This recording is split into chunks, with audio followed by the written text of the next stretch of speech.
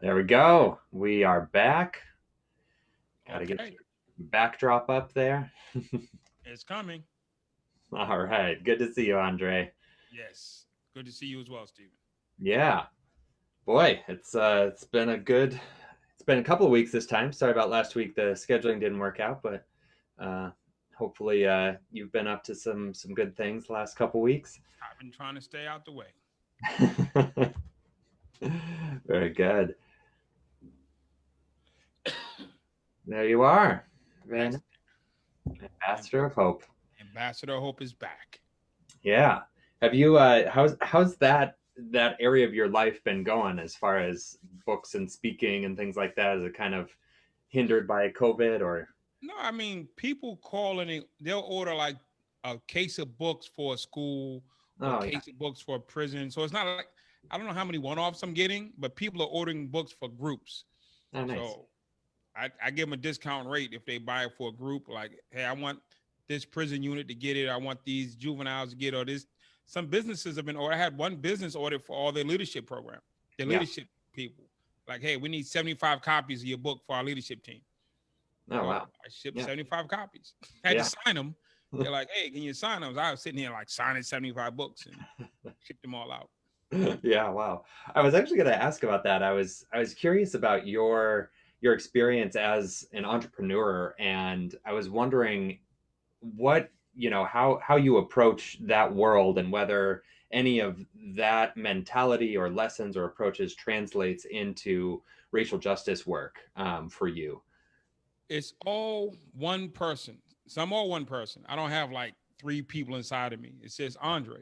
So what happens when I approach anything, I approach it as Andre, and I approach it with the lessons that have been taught to me by all of my mentors, whether they're religious mentors, life mentors, business mentors, whoever's taught me, I bring that to bear. Mm-hmm. And most of it's applicable in some space. So it's not as if, oh, what my rabbi taught me doesn't work in prison, or what the prison teaches me doesn't work in business spaces. It's just you Mm-hmm. become a combination of everything your parents taught you as a Mm. child, Yeah. and you just bring it to bear. Are there any like specific, I don't know, lessons or approaches that you take from entrepreneurialism that help guide the way you think about racial justice? What I get from entrepreneurialism is, what is the end objective? Mm. And then let's reverse engineer from there, will be one of the keys I've gotten from them. Being clear on the why. What are we doing? Why are we doing it? Being clear on the why. So if you ever see me interview somebody, I'm like, well, what is a win for, looks like for you? Mm. What is our why? Why are we out here? And then Yeah. making the why make sense, because the initial why doesn't always make sense. I'm out here because it's my team. I'm out here because I'm upset. Mm. So we're helping them peel back their why to their, not to the collective, but their individual why. So Mm. being direct, reverse engineering definitely is what I use when I go into social justice spaces. And then Mm. inclusion. Ideally, a perfectly run company is inclusive, is open, everybody gets to contribute and things. So I try to bring that as well. Mm-hmm. Mm-hmm. Yeah, very nice. Yeah, because I know you have, that's your profession, your job. Your the way you get around, and I was curious how those worlds connect for you. Um, I was wondering about connections in other areas of your world because I know you came to Ferguson and you did a lot of work there, and I was wondering, what your take on Portland is right now, and whether there's any sort of connections or lessons learned in the Ferguson context that you think are applicable to the movement in Portland. The movement in Portland right now is I don't want to say it's out there. We have the federal government, the city government, the state government, and then people in the street themselves. And the thing that's hurting or causing the most friction is lack of communication. Mm, So you have four entities not communicating, trying to reach an objective, and mm, it'll never happen. So what does it look like for a win from the feds? What does it look like for a win from the state? What does the city look for a win? And then is the city the public? And then is the city the government? And then what do the people in the street want? I'm more than positive the people who are in the street protesting don't have a collective win. mm, And since at every level, from the people in the street all the way to the federal government, Well, the feds might just want them to go away. So they have a collective win. They're all on one page. We don't know where they're going, just get them off the streets. So Mm-hmm. that's at one level, they're in a collective one mindset. Mm-hmm. So not having a one dimensional ask makes it almost impossible to resolve because you can't satisfy the group without a one dimensional ask or list of demands. And a list of demands that can actually be followed through on. Mm-hmm. Yeah. Yeah. Do you have any, advice? Like, what would you say to the protesters in Portland? Would they, would it benefit from working on such a list, or is that just not really realistic given how many people are involved? The list doesn't work if there's not collaboration. Mm. So you have the protesters and you have the government at all levels. You need a third entity. They don't trust each other. Mm. So in Ferguson, you had the protesters and you had the government. We Mm-hmm. came in as a third entity where we had some entrepreneurs and some street folks like myself on one team that brokered the deal. Mm. So because there's just a lack of trust and are you saying this to get us off the streets? So that's there. So when you come in with a third party, they can be held accountable to both sides. So the city government speaking to the entrepreneurs and they can be held accountable because they have relationships. Mm. They need them to finance their next election. They need them to finance their next projects. And then the street people can trust us because we're not going to tell them something just because my name goes far beyond just Portland. If Portland ends tomorrow, my name is trash. I still got another 35 years on this planet. Mm-hmm. So I don't want to live under a rock. So I've been honest and straightforward the whole way. They need a third entity that they can both have some kind of confidence in. Otherwise, everybody's watching your hands, what you got behind your back. I don't trust you. And the city's hampered by the state. The city's also hampered by the feds. So every time the government does something, there's very little delineation or differential between which part of the government is actually doing it. Mm. Yeah. Yeah. This is fostering that trust, trying to have somebody that both sides can turn to broker some sort of a deal or something like that. What did that look like in Ferguson? What was your experience there? In Ferguson, the first thing we did is I took the the business leaders, entrepreneurs, and I took them out into the streets of Ferguson at 12 o'clock in the morning when there was nothing but people out there with masks on, they're ready to riot out, ready to do what they do. And that's the side of Ferguson nobody was going out to see. Everybody showed up at 2 o'clock in the afternoon when the streets were empty. 3 o'clock in the afternoon when the streets are empty. Oh, we're out here. Where are the people? They're home sleeping because they're coming out there at 2 o'clock in the morning. So I took the business people that I was working with into the streets. I wanted them to see the energy, see the emotion, see the feelings of what these people are out here for, and let them hear it for themselves. Nobody knew that these are the people who kind of like independently run St. Louis and Ferguson. So they heard from the people firsthand in real time their concerns, their thoughts, and their feelings. And then we were able to take that back to City Hall and say, hey, we really need to have a conversation. And they could communicate it in their language. Mm. At the end of the day, I can communicate, but not from the same place as an entrepreneur. Mm-hmm. Mm-hmm. Oh, no, excuse me. A white local entrepreneur. Let me say it right.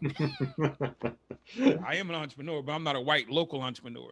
And Right. again, so when I come in, there's a battery of trust. Can we trust this guy? He's black. He's from the street. He sides with them. So no, I need the entrepreneur that the city can trust, as well as the streets can trust. That's a really interesting connection between protesters and city government. The entrepreneurs, the business owners, kind of being that intermediary group who might be able to, like you said, through firsthand experience, understand what's happening with protesters and what they're interested in. And I guess you're saying be able to mediate those interests to City Hall more effectively, maybe than the protesters, because there's more trust there. Right. What happens is if the protesters come in and they want to sit down with City Hall, all the emotions are going to come on the table. It's just going to come on the table. They're angry. They're upset. They're frustrated. They've been let down. They've been lied to from their perspective, and they're not happy. So to sit down with the person who've upset you and maintain your calm and your poise and try to stay on track is a big ask. And then if you send the city out there, they're under siege. They got the federal government down their neck. The streets are bottled up. Everything's shut down, and it's hard for them to say, "Hey, you just need to get off the streets." It's the exact reason why LeBron James doesn't argue or negotiate his own contract. LeBron James stays home, the owner stays home, and the GM and the agent go in the room and close the door. Mhm.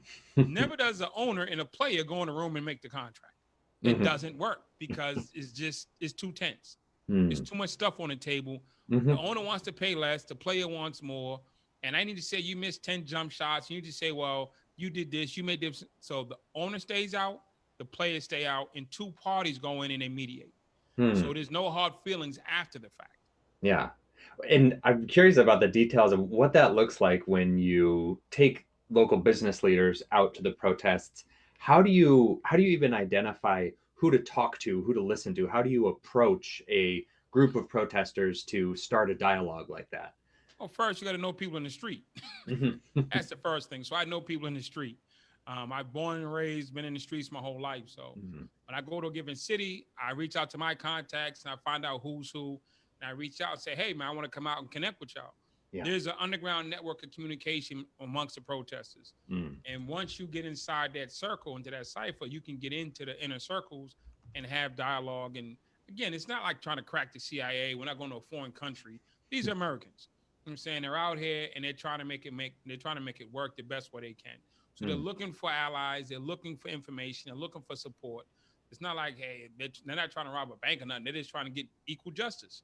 So there's nothing really to hide. It's just a matter of the best practices to get it done. So they're not hard to find. Now, Mm. when you do find them, getting them to talk to you is based on your presentation. Mhm. Mhm. Yeah, your presentation. So when I talk to, when I pull up, I don't look like a cop. I don't sound like a cop. Never been a cop. So they're like, okay, this is one of the brothers. And the work that I do now, prison work, outreach work, drug addiction work. I'm about the business. I did the time. So listen, what's good with you, Dre? I'm out here, man, to be of assistance. Man, I'm trying to find out how I can parlay this and help y'all out. Mhm. And what does Mhm. that look like? And I tell them what I've done other places and other spaces and say, hey, I'm trying to see you win.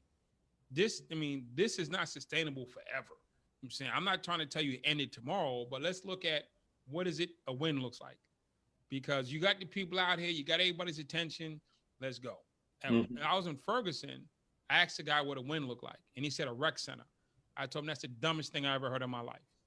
How you gonna get out and have the whole world watching you? You want a rec center?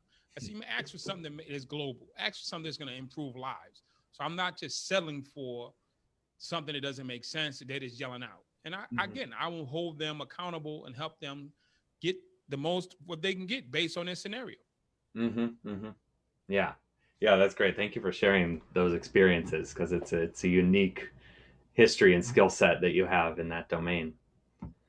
So let's see.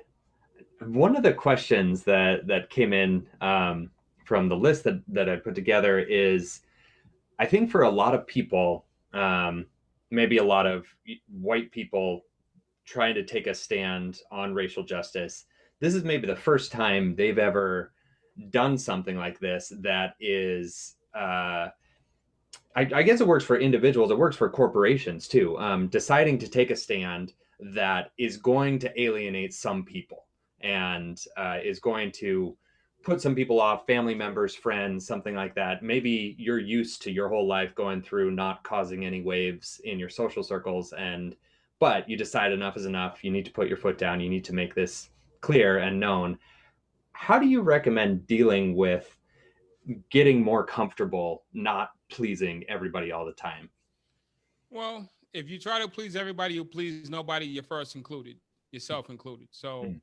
the first thing is you have to live with yourself. I mean, we love mom, we love dad, we love our brothers and sisters, we love the people at work. At the end of the day, as much as I love everybody, I love myself just a little bit more.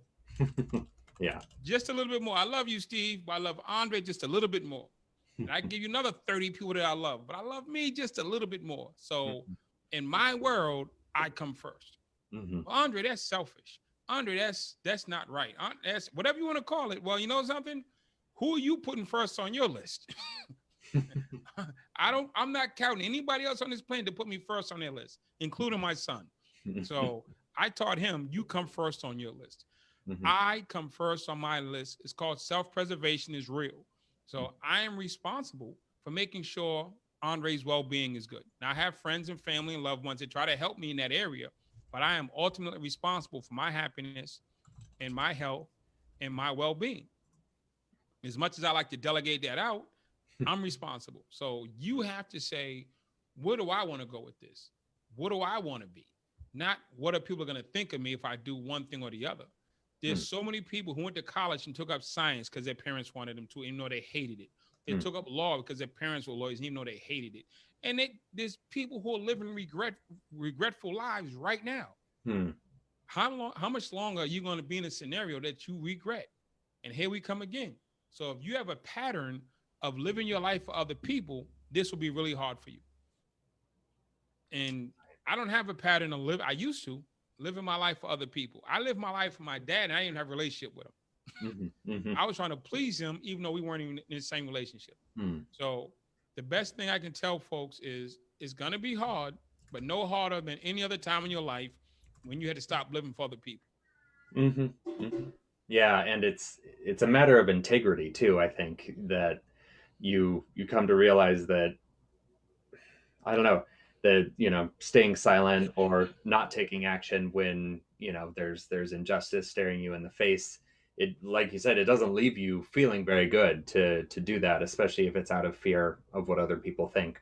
Now, Steve, you merged it. You went from how does somebody get to a place of standing up for themselves to is a lack of integrity not to speak up. Hmm. So there's two different. They might be Hmm. speaking up, just not to their loved ones. Hmm. Hmm. So Okay, yeah. speaking up in public but not at home is easier because these are the people you grew up with. These are people you know. So Yeah. it's like people who, for lack of a better term, determined that they decided or they became gay or they are gay. They haven't told if they're living a life. They're out wherever they're living. They're with all their friends. They're with their spouses. They're living their life. They just ain't told their relatives Yeah. because their relatives won't approve. So it's not that they're not living their truth. They're just not living their truth around the people that can emotionally hurt them the most. Mm, mm. Yeah, So yeah. And that kind of goes to the self-preservation and self-responsibility. If you can be hurt by others in ways that you rely on them, or it's some deep relationship, but you think they're not going to be receptive or understanding, or it's going to offend them. So you'd suggest maybe just don't do it with those people. Do it with others. it's the same way if I've had people say, "Hey, Dre, I don't know how to tell my parents this about me. I have this thing that I love, or I do, or this thing. How do I tell my parents?" Sometimes this isn't a conversation that you have to have with your parents. It'd be great if you could. I tell you what, my dad's not trying to hear love all people. Mm. So I'm not having a conversation with my dad because he grew up in a time where love all people didn't exist. And he got to bat into every joke, bat into every stick, bat into everything that happened. So I'm not going to my dad saying, "Hey, Dad, let's talk about be nice to white people week." "Hey, Dad, let's try to get." I'm just skipping that conversation altogether. "Hey, Dad, how you doing? How you taking your meds on time? Are you feeling okay? You exercising?" That's my conversation with my dad. The Hmm. fact that I'm doing social justice and trying to educate and uplift people, that's another. I'm not saying he'd be against it, but it's not a conversation I'm really having with him. Hmm. Not Yeah. to make him a bad guy, but he maybe he changed, and maybe I should give him a chance. But if I gave him a chance and he just again, that's me. I'm not even going to my dad with it. But if I did go to my dad with it and he didn't like it, I'd just not have the conversation anymore. Hmm. Right. Yeah, and that's something I've been thinking a lot about too. Is who is reachable? Who's on that borderline? Who can come into the movement? Who's receptive to the ideas? Who's not engaged yet but could be? Um, who's that group of people, and then who's the group of people sort of farther down who are not reachable, not worth going at after. That's just something I've been thinking about a lot lately. I would say everybody's worth going after, but people are going to come on board in their own pace. Hmm. So it's one of those scenarios where I use my dad as an analogy, but I don't talk to my dad that often. If I Hmm. talk to my dad every day, what I do would come up. When I Hmm. talk to him like 2 or 3 times a month for 5 minutes each, what I do really comes up. Hmm. So Hmm. it's people you're in conversation with. Yeah. So the people I talk to daily know what I'm doing. The Yeah. people that I know that I don't talk to daily, I Yeah. don't really know what I'm doing. Yeah. So If you Maybe. haven't been talking to your dad, maybe this is the time to start. Yeah, maybe people don't need to go picking fights where they know that they're not going to be very well received. Yeah.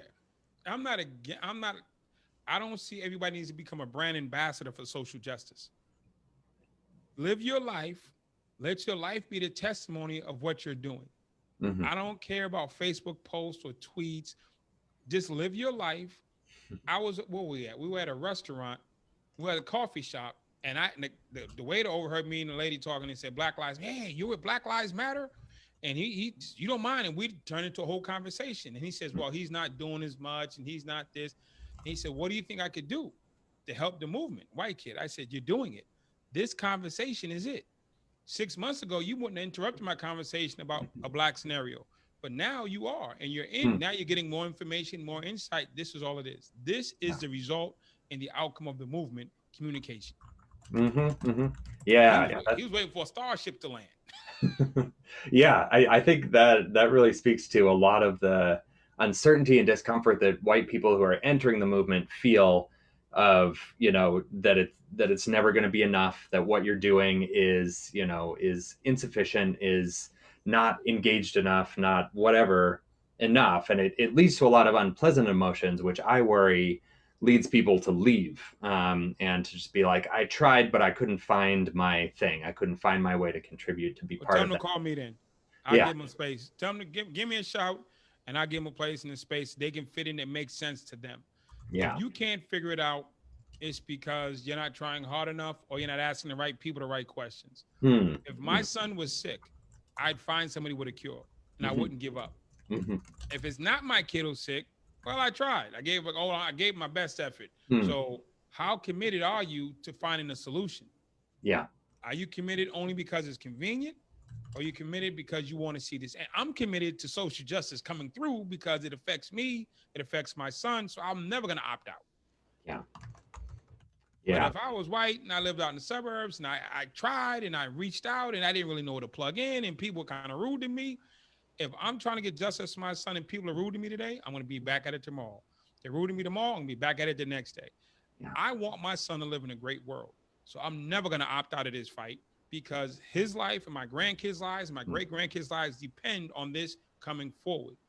For those who don't have that vested interest or don't see it from that perspective, like maybe this won't affect my great grandkids, but it will. Mm-hmm. That's really moving. That's I think that points right to the issue of privilege that a lot of white people have, is they can do it or they cannot do it, and at the end of the day, their lives are probably going to be fine.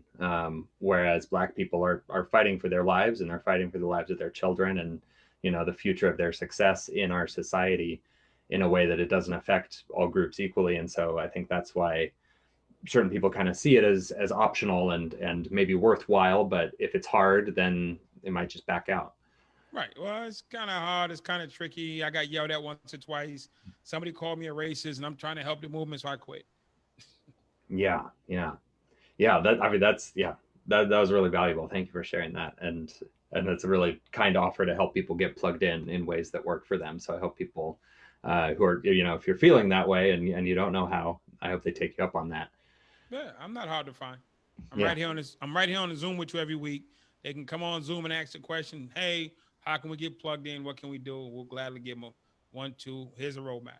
yeah, yeah, exactly. Yeah, and similar to that, I think people. I don't know why it is. I guess people are familiar with their own patterns, and they've tried things in the past and they want to get engaged, and they have a in the behavior design world, they have a motivation wave, that they see the movements, they saw what happened to George Floyd, whatever it was that got them engaged, and they have this wave of motivation, but they know that the waves pass, and then they're left with, like, well, now I've got competing demands, everything like that. um, but I want to stay engaged. I don't want it to be a flash in the pan. um, what is it that helps people stay engaged in that way? You just make a commitment. I mean, I know some people who are New York Jets fans and they suffer miserably, but they show up every year. They show up every year. They're committed to the Jets. Cleveland Browns fans haven't won since the 50s, and they show up. The dog pound is phenomenal. They show up every year. The Raiders fans, the Raiders have sucked for years, but they show up every year. I mean, why do if you can show up for a football game, you can show up for a losing college basketball team.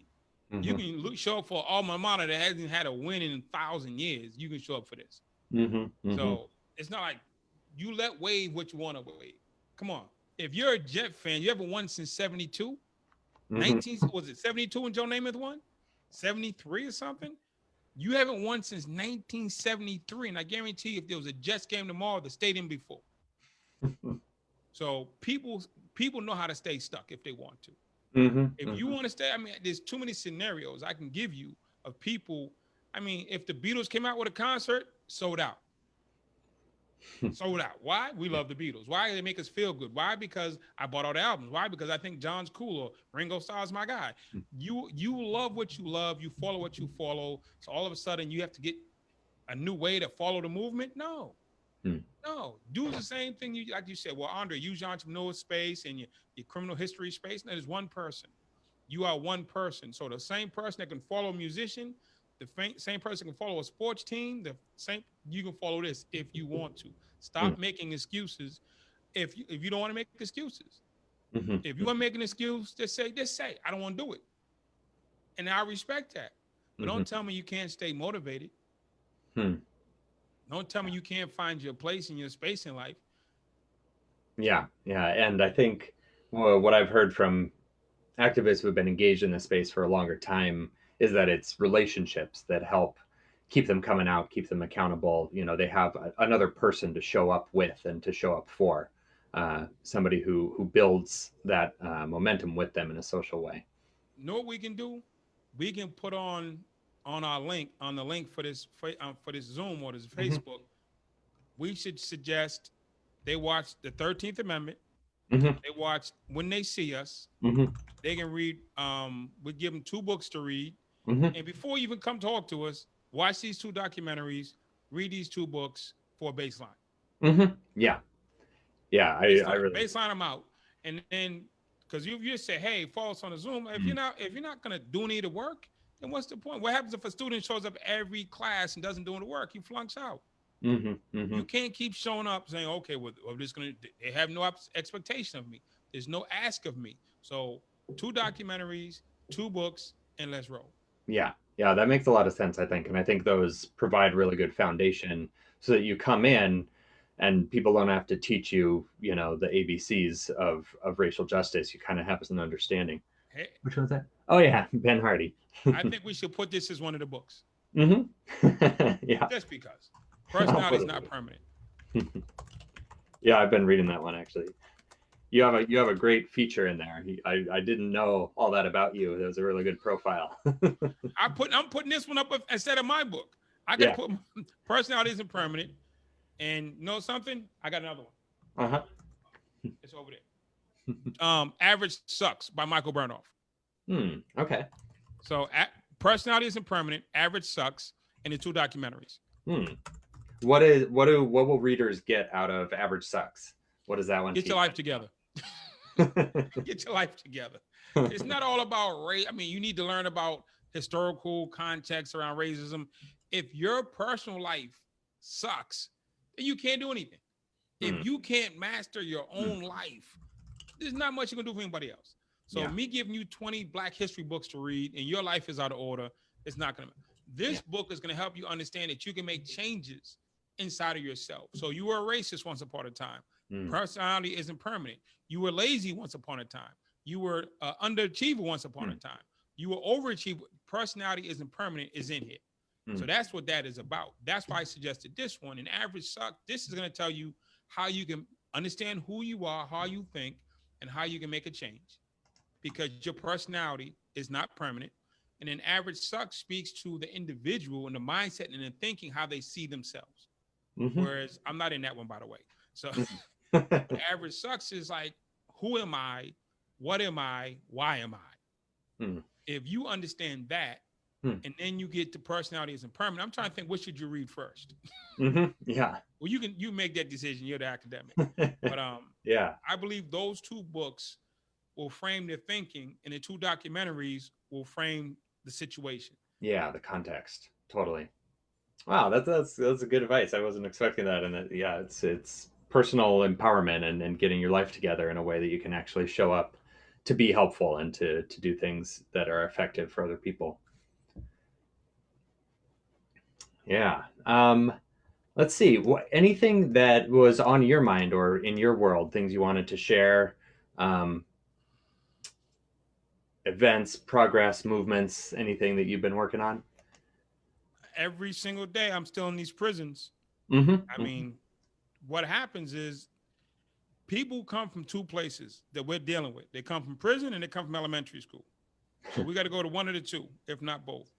Mm, yeah, where And they're we got to where reach out. things. And then before we cut off, I want to ask about the behavior match tool that I sent your way. Oh, there you go. Average sex. um, yeah, Get the about trigger. that little behavior match tool that we put together. What was your experience and what, if anything, what should we change? How could we make it better? I did the tool, Yeah. and now that I know how to do the tool, Yeah. I messed it up last time. I didn't know the thing was moving. Yeah. Yeah. So I mean, you don't have to be a rocket scientist, but you do need to ask questions. The tool is not tricky. You just have to slow down. I'm always moving too fast. Yeah. So the tool, Yeah. the questions were straightforward. They were simple. What I liked about it was, I'm not gonna give it away. The questions came through the first time, then they repeated, Yeah. and it came through the second time. Now, like, okay, I was trying to, like, okay, I didn't struggle to try to find it the same, try the same answer, but it was helpful in just thinking through Hmm. simplistically. Where am I? What am I thinking? What am I open for? Why am I doing this? Why am I here? And then at the end, it kind of gave me like my scores, or Yeah. what made the most sense. Mm-hmm. Mm-hmm. Yeah, anything you would change about it? I mostly have control over which behaviors and which solutions are in that tool. So if you I don't know if you thought that there were any, specific things that are missing for people watching up and try to, there's a whole spectrum of behaviors that hopefully you can get yourself to do. You pick one that you like. Whether it's contacting a representative, showing up to a Right. protest, donating to an It gave you organization. I mean, 1, 2, 3 at the end of what to do. Now, the Yeah. only thing is, when it says pick three things, the pick three things didn't necessarily have to line up with what any of my choices earlier, because it Right. seemed like Yeah. I got to pick. So if I didn't do any of the questionnaires, would Yeah. the pick three things options been different? Yeah, it's sorted so that your top rated, the ones you rated the best, are at the top. So the idea is it kind of saves you time. So you don't have to read through the whole list. You can kind of, you're likely to do the ones that are near the top. What do you think if they did that on the first, like you did beginning and end? If you started with that, Mm-hmm. Mm-hmm. start with that, do the questionnaire, and end with that. Because if Mm-hmm. the objective is for them to pick that, putting it in their mind first, these are 10 things you can do when this is all said and done. Pick three. Then Mm-hmm. they go through the questionnaire at the end, have them pick three again. Mm-hmm. Then Yeah. then contrast it. Yeah. That could be insightful. Yeah, for people to figure out what they're responding to, how they think about things differently when they've been walked through a number of different Right. behaviors. Because if the end objective is to pick three things, then let's not keep it a secret. Let's give it to them up front, so Mm-hmm. they get their minds ready. When I guess it's not like a trick. It's like, hey, these are 10 things for outcomes. Mm-hmm. Now let's reverse engineer it and walk you through it. Mm-hmm. Mm-hmm. Cool. Yeah. Well, thanks for taking a look at that. And Oh yeah. I'll put that, of course, in the link for this video too. And and um, yeah, and I recommend people try it out. You'll probably find something that you can get yourself to do that you're not doing yet that Right. helps the racial justice cause. And I think that's the purpose of the tool, and we're just hoping to make it as good as it can be. Get whatever feedback from you, from anybody else who takes it. Let us know. Can it be better? Should it be different? Now, once they get to the end and they Yeah. pick their three things, they should have to send an email in of what their three. I mean, what they're going to do. Yeah, they do usually. That you put your email and well, you have the option to put your email and get them I sent. put my email and you sent me my thing. You sent me my results. Yeah, Now yeah. I should have to be able to respond and say, Mhm. I'm going to this protest. I'm going to read this book. I'm going to write this sentiment. Mm. Yeah. My call to action. I got Yeah. my list of things to do. Yeah. Cool. Now, how do you know if I did them or not? Yeah. Yeah, that's a good idea. And that's something I've been thinking about too. And we've been building actually my buddy Eli, he's a high school and he's been building a tool for us all summer to help with that follow-up step of, okay, Right. now you've matched with the behavior. How do you implement it into your life, and how do you get a reminder, some accountability, something to Right. encourage you to actually take those behaviors? Because I know, like with some things, I signed up for this thing the other day, and they send me a text a day. I kid you not. Hmm. And I keep, even though I haven't done it, because I was on the road this week, so Hmm. every day I get a text from this company. I signed up for some online thing, and they send me a text every day talking about, hey, you didn't sign up yet, you didn't follow through yet. Yeah. So it's one of those things. It's a reminder of I need to respond to this text to make it Mm. stop. I'm Yeah. not deleting it because I want to respond. So Yeah. I just have to deal with it every day. So Yeah. probably tomorrow, I'm gonna finally respond. Yeah. So if it was like we send the thing into you and it sends back, and it could be as simple as tell us what you're going to do. Hmm. Hmm. Tell us what they can either do it or opt out of it. It's not gonna be anything heavy. But Yeah. it's like if I started getting a text like, hey, you said you're gonna do these 3 things. Can you Yeah. please write us and tell us what you're gonna do? Yeah. I think I can add that as an option at the end. There's buttons, and I can add a button that says, like, follow up with me, like, make sure that I do this, No, send just me do an no, email. no, no. They sign up for it, send it, let them opt out. Yeah. I mean, it's like it's not even unsubscribe. It's like you can hit note and they'll stop sending the texts. But this automatically send you wouldn't send one a day, maybe send one every 2 or 3 days. Hmm. Hey, can you please send us the 3 things that you sign up to do, or one Hmm. a week? Yeah. So Yeah. now, once they do every Monday, they get a hey, can you send us the 3 things that what you're actually doing? And Hmm. every Monday they get that reminder Yeah. until they Yeah. say, I'm done. Not a bad idea. Yeah, good follow up suggestion. It's more accountability, and yeah, we got to let people know that that's part of it too. Yeah. Well, Leave it in check. Like some of them, you can check the box for them. They would have to uncheck it. hmm. Yeah, I don't have much control over the interface, but I can do a button at least. Right. Now, I would just automatically sign them up for it. And when I signed up for this thing, I didn't know I was signing up for a daily reminder. But I mean, I wanted it, so I'm not mad at the daily reminder. Yeah, yeah. I would say a weekly reminder, not a daily. Hmm. Hmm. Cool. All right, Andre. Well, All right. anything else for today? Well, we got our 4-piece checklist: 2 documentaries, 2 books. Hmm. That'll be in the video description. And great to talk with you. Thanks everybody for watching. Hopefully you learned a few good things, and I'll catch you next week. See you next week. All right. Bye bye.